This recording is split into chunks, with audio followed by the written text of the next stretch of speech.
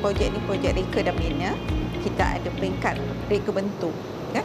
Jadi reka bentuk masa tu zaman COVID kita kena buat secara online.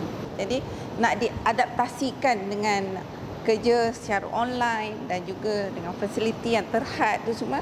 Jadi orang kata kita kena, ialah the technical tu amat orang kata susahlah kita ya. Tapi alhamdulillah lah ya, berkat semua all the stakeholder ni, especially daripada pihak KKM, daripada pihak JKR, samalah ya, as a teamwork kita dapat selesaikan dalam tempoh yang orang kata ialah dapat diatasi lah technical situasi. Ini satu daripada projek-projek yang kita ada di seluruh negara. Pada saat ketika ini Kementerian Kerja Raya diberi mandat sebagai Kementerian Pelaksana kepada 242 bilangan projek Kementerian Kesihatan.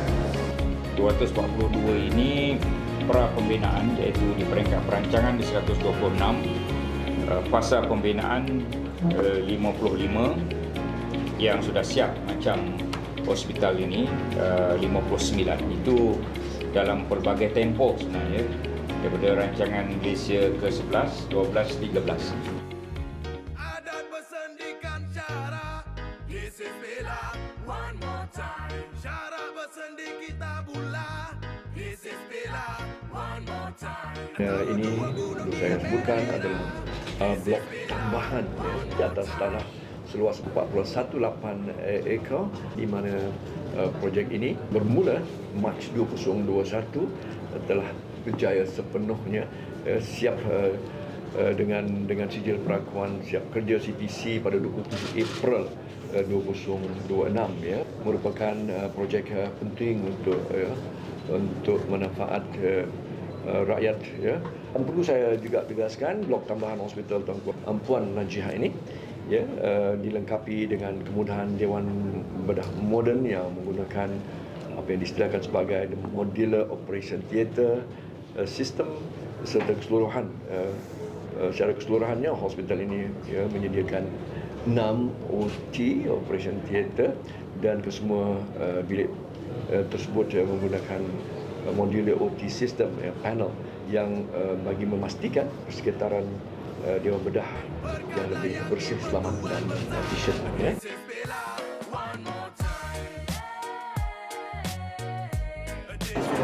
Ya, sememangnya antara matlamat penambahan blok baru ini adalah untuk mengatasi masalah kesesakan, masalah ruang dan juga masalah masa menunggu kepada rakyat di sekitar kawasan ini. Jadi dengan adanya dan siapnya blok ini, maka masalah-masalah itu akan dapat diatasi kerana terdapat pertambahan ruang, pertambahan perkhidmatan, pertambahan doktor-doktor dan petugas-petugas kesihatan. Dengan cara itu,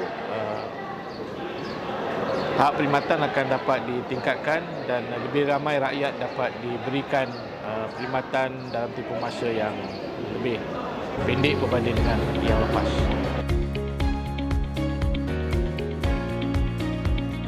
Saya harap dengan ada penambahan yang ini, kita dapat rawatan tu lebih cepat, teratur, kita tak buang masa lah kat sini macam tu. Bagi saya memang penambahan positif daripada segi perubatan, doktor semua, ubat-ubat semua lah. Bolehlah lebih banyak staff dengan peralatan baru boleh diletakkan lah. Lepas tu bila jadi macam tu, kita punya healthcare worker ni dapat bekerja dengan lebih baik lah. Macam kami student pun kami boleh praktikal lagi better lah kalau dekat tempat macam tu.